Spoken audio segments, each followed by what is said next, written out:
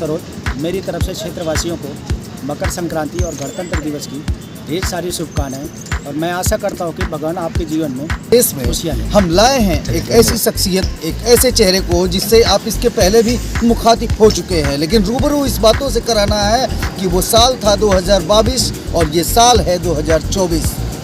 आप समझ गए होंगे कि उत्तर प्रदेश में ये जो झंडा दिख रहा है, जो लोग दिख रहे हैं, ये समाजवादी पार्टी के लोग हैं। और हमारे साथ मौजूद हैं राजेश सरोज जी, जिन्होंने अपनी भाग्य की आजमाइश 2022 में दीदारगंज विधानसभा में समाजवादी पार्टी से करने की कोशिश की, लालगंज से करने की कोशिश की थी, लेकिन उन्हें मौका नहीं मिल पाया था।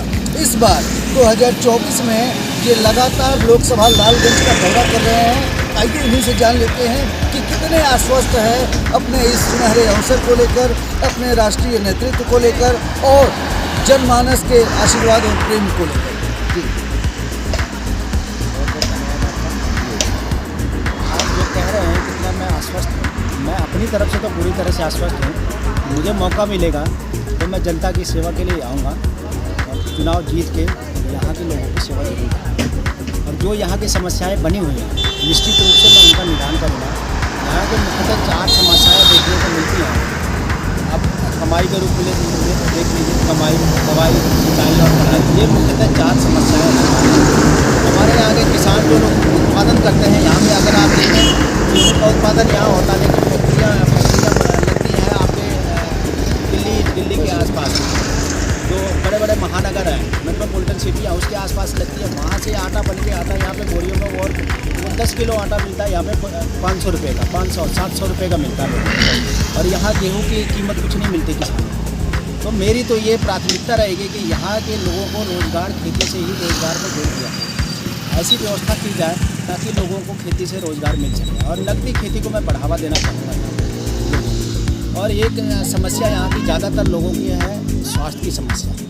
स्वास्थ्य की समस्या वाकई में यहाँ की इतनी पीड़ादायक है कि बहुत ही दर्दनाक स्थिति देखने को कई बारी मिलती है। लोगों की तबीयत खराब होती है लेकिन उनको इलाज नहीं मिलता। समय पर इलाज मिलना तो बहुत ही मुश्किल काम है यहाँ पर। दूर दूर तक हॉस्पिटल जो बने हुए हैं उनकी भी स्थिति ठीक नहीं है। सरकारी हॉस्पिटलों की जो मैं बात कर रहा हूँ उनकी स्थिति ठीक नहीं है। वहाँ पर मरीज़ पहुँचता है तो उनको सही उपचार बहुत मुश्किल मिलता है। तो दवाइयों को कई बार दवाइयों का उपलब्धता नहीं होती, कई बार डॉक्टर नहीं उपलब्ध होता, तो लोगों को बहुत पीड़ादायी स्थिति में गुजरना पड़ता है। और एक समस्या यहाँ के किसानों की है, बहुत ही प्रमुख समस्या है सिंचाई को लेकर। यहाँ सिंचाई की समस्या बहुत ही, आप कह लीजिए कि किसानों को बहुत ही पीड़ा होती है। रात को लोग जाते हैं पानी देने के लिए, बेचारे 2 बजे 3 बजे रात तक पानी लगा के आते हैं। ठंड में, ठंड की बात कर रहा हूँ, ये जनवरी या फिर ठंड चल रही है, इस टाइम पर लोग सिंचाई के लिए जाते हैं। पानी जो आ रहा है 2 बजे 3 बजे रात को सिंचाई करके लोग आते हैं। आप सोचिए इस ठंड में, कड़कती हुई ठंड में उनकी क्या हालत होती है। ये समस्याएं हैं, इनका निदान करने के लिए बहुत सारे लोग आए हमारे लोकसभा में। लोकसभा प्रत्याशी बन के आए, जीत के आए लोग, प्रतिनिधि रहे यहाँ के, लेकिन इन समस्याओं पर कभी किसी ने ध्यान दिया नहीं। और निजात की तो बात ही आप छोड़िए। और एक समस्या यहाँ के रोड की बहुत बनी हुई है। ठीक है, जो हाईवे बने हुए हैं वो उनकी स्थिति आज की डेट में देखा जाए ठीक है, लोगों चलने में लोग, लेकिन जो गांव से कनेक्टिविटी है वो बिल्कुल जर्जर अवस्था में पड़े हुए हैं रोड। आप किसी भी गांव से कनेक्टिविटी वाले रोड पर चले जाइए, वो टूटी अवस्था में मिलेंगे। एक आधी रोड आपको ठीक ठाक मिल जाएगा, बाकी ज़्यादातर की स्थिति बहुत बुरी स्थिति में है। ये समस्या है, इसका निदान जरूर होना चाहिए। सांसद एक जनप्रतिनिधि होता है और जैसा अभी आपने समस्याओं से रूबरू कराया, उसके निस्तारण के लिए आप वहाँ चुनकर जाते हैं, मौका मिलता है, जनता आपको ताज पहनाती है, तो वो मौका पे आप वहाँ अपनी आवाज़ को उठाएंगे, बुलंद करेंगे अपनी सोच को। लेकिन रोटी कपड़ा सच्ची होगी, दवा पढ़ाई मुक्ति होगी, उसका जीता ही आएगा था, नारा था। इसके के बाद 5 साल की सरकार 12 से 17 तो इसको कितना काम हुआ था आजमगढ़ में, ये आपको करना है। आप सही कह रहे हैं, आजमगढ़ में बहुत काम उस दौरान हुआ है।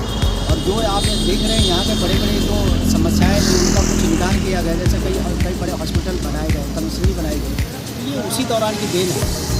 उसी दौरान ये इन समस्याओं का निदान किया गया। और आप जो इन समस्याओं की बात कर रहे हैं, वाकई में अगर देखा जाए तो देश में आपका कृषक हम ही लोग हैं, श्रमिक हम ही लोग हैं, शिक्षक भी हम ही लोग हैं और सैनिक भी अमीर होगा, लेकिन हमें आज तक आधारभूत से सुविधाएं मिलनी चाहिए वो हमें नहीं मिलती। अन्न का उत्पादन हम करते हैं, बड़ी बड़ी मिलों में हम जो माल उत्पादन होता है उसका हम ही करते हैं। लोगों को शिक्षा देने का काम हम करते हैं, देश की सुरक्षा हम ही लोग करते हैं, लेकिन हमें क्या मिलता है? जो कुछ विकास होता है शहरों का हो रहा है, गांव का विकास क्यों नहीं किया जा रहा है?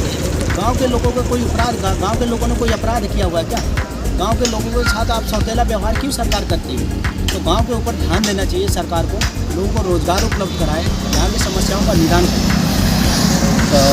मिस्टर राजेश सरोज जी, जो हमारे यहाँ से इस लालगंज की कॉन्स्टिट्यूएंसी से लोकसभा के लिए अप्लायर हैं कि टिकट की मांग कर रहे हैं अपनी पार्टी से और भावी उम्मीदवार कहे जा रहे हैं, इनके जेहन में जो बातें निकल कर सामने आई हैं ये बिहार के पूर्व मुख्यमंत्री व पूर्व रेल मंत्री से मिलती जुलती हैं कि हमें स्मार्ट सिटी नहीं स्मार्ट गांव भी चाहिए, जैसा कि लालू प्रसाद यादव जी ने ये मांग स्वाभिमान रैली में भी उठाई थी कि प्रधानमंत्री नरेंद्र मोदी हमें स्मार्ट गांव चाहिए। धन्यवाद।